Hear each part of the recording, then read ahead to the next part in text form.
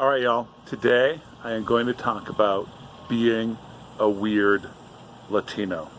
That's the best category, Latino, I could use to sort of have this conversation.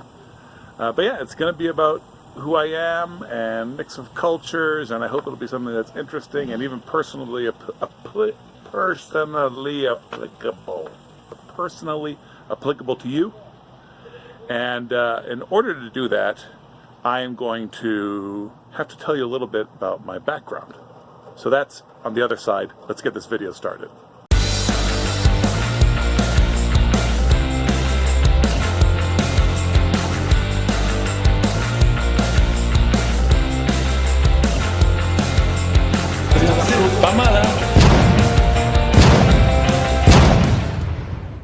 All right, so a lot of you guys have heard me mention that I'm Brazilian.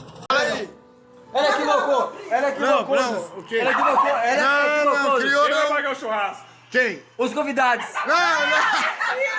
Mentira! Quem vai pagar? Eu não faço beijo, não! E mais Eu quem? faço dia 2! Eu faço dia 2 de julho! Dia 2! Vai pagar Vai dia também. 2! Vai pagar! Tá gravado! Tá gravado! Nós é que... All right, so what's my background? I was born in Brazil and grew up going back and forth between the two countries. First time I ever lived in the same house for 2 years was when I was 16. So every year we would move, and a couple of those moves were back and forth between the countries until I was 12. After the age of 12, we stayed in Canada or the US. My dad's Brazilian, but he has American family. My mom is American, but she grew up as an expat in Peru. I'm not sure she even stepped foot in the United States until she was 17. I still have American family in the Spanish-speaking parts of Latin America, and of course I have my Brazilian family on my dad's side. We grew up speaking English in the house because there were no plans on my parents' part to leave Brazil. And so they didn't want us to forget English. So they were very strict about making sure we spoke English in the house and Portuguese on the street, because English was going to be important. So now, being a weird Latino. Well, first of all, the word Latino is weird, right? Definitely can't use Hispanic. Most Brazilians will not accept the word Hispanic because we don't speak Spanish. I've mentioned that before in other videos. Latino, I mean, it's not a term that's used very much actually in Latin America. It's like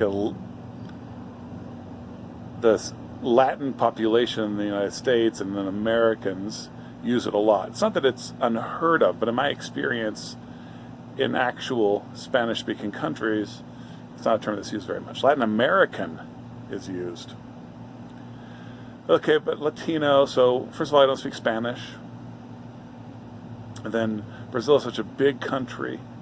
So like the United States, like other big countries, there's a lot of self-reference. Yeah, we watch Mexican soap operas, but you know, a lot of the world watches Brazilian soap operas. A lot of other Latin American countries, you know, they have smaller populations. There's a lot more back and forth, right? Movies from here, soap operas from there, food from here, whatever it might be, right? There's just a lot of interaction. Music from hither and thither. None of that crosses the border into Brazil. And then you come here, and they're, oh, you're Brazilian, do you speak Spanish? That whole phenomenon. There's not really that connection. But I feel like there's a little bit of a connection there, because I speak Spanish because of my American family. And, you know, I've spent a lot of time in Chile and Peru. I have one aunt who is particularly proud of being Peruvian. She's maintained her Peruvian citizenship. My mom never really did. She always felt like an American who lived and grew up in Peru. So that's a whole weird thing, and identity starts to get really weird when you have that sort of childhood, right? Like, it was weird for my aunt, it was weird for my mom, weird for my dad, it's weird for me. Like, where do you belong? How do you identify? So it gets funky. With this sort of nebulous identity, and all the, you know, this shifting identity, it's hard to separate it for me personally. Again, this is a personal video. It's not necessarily about the Latin and Latino experience, how weird it is to be a Latino. No, it's about me and my weird experience. And I appreciate you guys being interested in it. But the shifting identity thing, it's hard for me to disconnect it from a shifting location all the time, from having moved so much as a child, and from having moved a little bit and traveled a little bit as an adult. I don't feel like I have a home. There's nowhere where I have a home. I buried my mom in South Carolina because she died when she was living near me. And at that time, I was actually really trying to focus on creating an identity and belonging to a place. I eventually realized you can't make that happen. You're either born with a place or you're not. And I was born without a place. I was born in Brasilia. My dad was there for a government job. My family's from Minas Gerais. So, like from the beginning, sort of not having a place. And so then, but that could have happened if I had just been in the States, right? If I had the same sort of lifestyle just living in the States. So it's hard for me to separate where the not having a home thing stops and the just having this weird Brazilian, Latin American experience.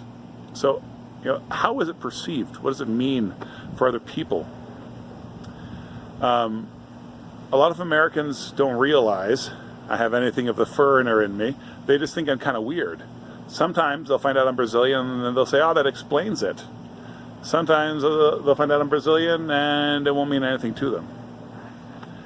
Brazilians have a hard time treating me as a regular Brazilian. They'll even say you don't look like a Brazilian. Even though, it's like they don't watch the NBA and all the Brazilians there. I don't know. And Brazil is like the States. Like there's no Brazilian look, but Brazilians will say that. You don't look Brazilian. Spanish speakers will usually treat me as Brazilian, not American. Especially with the more relaxed I get, the more of a Portuguese accent, of a Brazilian accent, I end up picking up. So even that gets weird, right? Brazilians treating me as kind of American or as a half Brazilian. Americans treating me as kind of a weird guy. They don't quite understand why I'm odd. And then Spanish speakers, Latin Americans, treating me like a Brazilian. The whole thing gets kind of crazy. And I'm still discovering, living in Brazil recently really helped me a lot with that, but I'm still discovering just how odd I am. And I remember, there's something my mom told me. It was about a very specific thing. It always keeps coming back to my mind as an illustration of how I'm constantly blindsided by my own cultural expectations.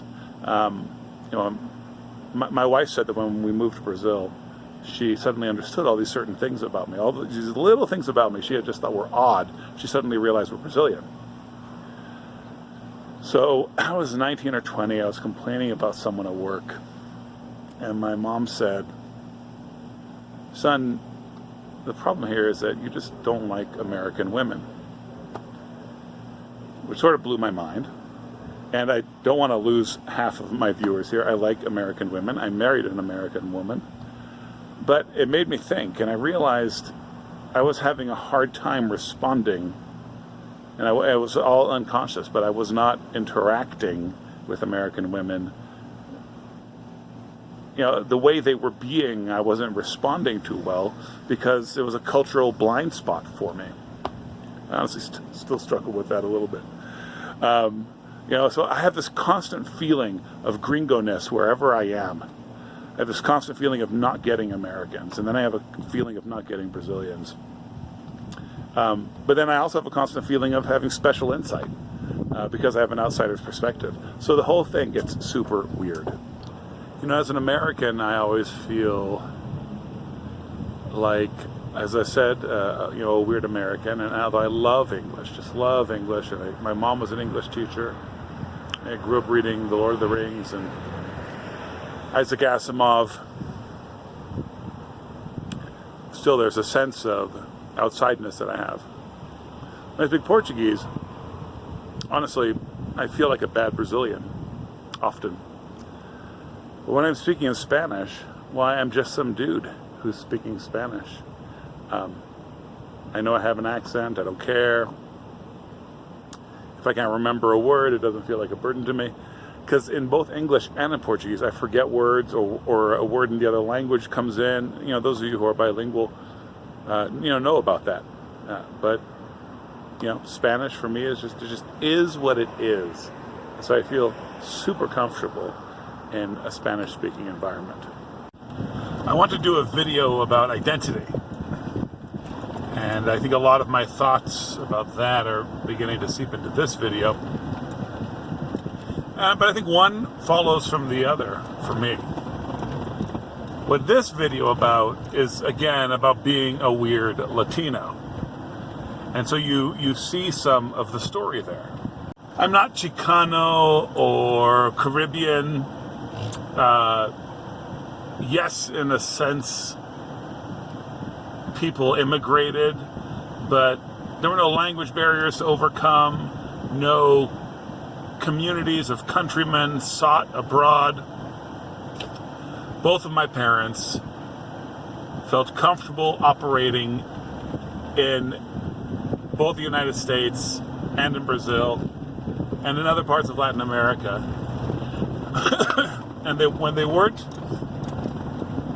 living as a place as if they were from there, then they were comfortable living as expats. And that totally changes the game. When I'm in the United States, I feel a connection to Latin things. I eat Colombian food so I can kill the longing to eat Brazilian food. Especially with South America, I just feel a connection. So I feel very comfortable in the States, being around those people, being around the cultural trappings. But I am not of them, and I'm not Latino in that sense. I think the biggest sense in which the word Latino is used is to think of it conjures an image that is complex, loaded with things that maybe shouldn't be there. But one thing that is there, and I think it's a good thing, it should be communicated, are those immediate generations of immigrant parents. And that's a huge ingredient missing for me. I have an experience of back and forthness, which is not the same thing as pulling up stakes and relocating to a new place for generations. And our generations are still in flux. My kids, I think, will have an easier time with this. Both my Americanness and my Brazilianness are suspect. My kids are American.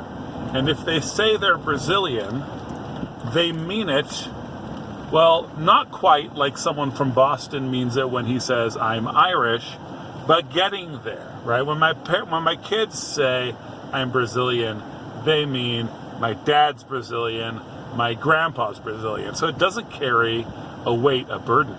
So in that sense, I think my kids might end up as more normal Latinos than I. So what does this mean for you, my viewer? Well, so many of y'all are from New Mexico, and so I hope that a meditation on Latino and Latin identity can be provechoso. And also, maybe spur some thought, because is the word Latino even a thing that New Mexicans want to use? Obviously there are Latinos here, but those of old Spanish families, are you Latino? It's an iffy word to use for a lot of people of Latin culture. Latino. So I'd love to hear your opinion on that. I'd love to hear your musings on having multiple identities. And this is a video I want to dive in. This is a topic I want to dive into in depth at some point soon. So you can drop some comments about your personal experiences with identity, cross-cultural identity, so that I can really take a meaty dive into that topic when that comes around. And And then I'd love to hear about other use of other words like Hispanic or Latinx. What do y'all think of all that? Spanish, right?